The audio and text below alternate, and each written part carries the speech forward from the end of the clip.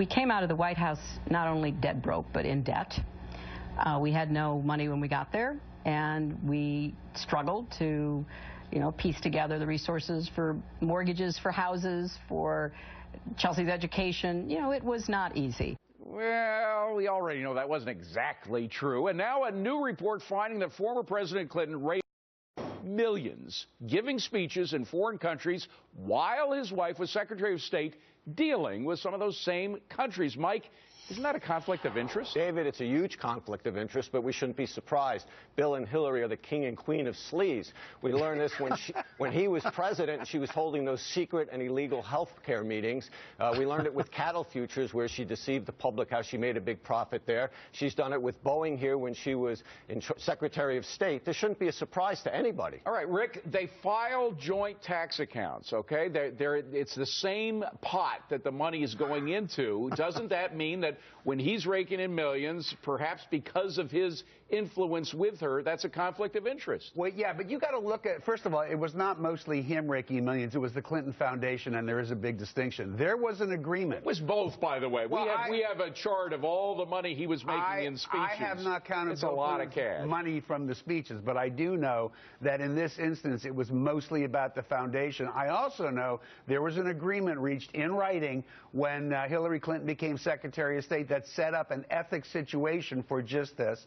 And you know what? They were all reviewed. They were all legitimate. There was no undue influence. You can't say this if you don't have proof of it. Look who was reviewing these cases. Cheryl Mills was Hillary's chief of staff at the time as she was Secretary of State. She was also deputy counsel for Bill Clinton, so it was all part of the same group. Right, and we're not supposed to question that. If the Clintons were an S&P 500 sector, they would rank pretty decently. Clinton Inc. is apparently doing very well. Mr. Clinton gave speeches in China, Russia, Saudi Arabia, Egypt, the UAE. These countries, people in countries like Saudi Arabia, Norway, Kuwait, Qatar, Brunei, gave money to the Clinton Foundation. Don't you think we should be asking questions about that? John, isn't it worth asking a couple of questions? Well, yeah, of course it's a conflict of interest. Is a conflict of interest, but we're mistaking symptom here for the real problem, which is big government that has lots of activity around the world that a lot of people support. If government were smaller, Clinton's speaking fees would necessarily be a lot smaller, as would be the Clinton initiative. But Steve, I think it's fair. Look, as a U.S. citizen, I'm curious to know whether or not some of these people paying Bill Clinton thought they could have some extra influence with the Secretary of State because Hillary and Bill are married and they share the bank account.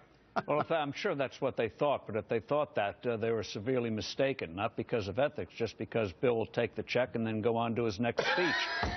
And he probably doesn't even remember who he spoke to 5 minutes ago. So it's about the money. Well, it's about the money. So I don't worry about a conflict of interest. I worry about her judgment as Secretary of State more than I do about Bill's speaking fees. Steve, there's an old expression, this person can't stay bought. Do you think that might apply to the Clintons? I don't know. I don't think so, because you know what bothers me the most about this, David, is that when they talk to the American people, it's always with such contempt, and they try to come off as they're full of so much virtue. This shows what a bunch of garbage that all is.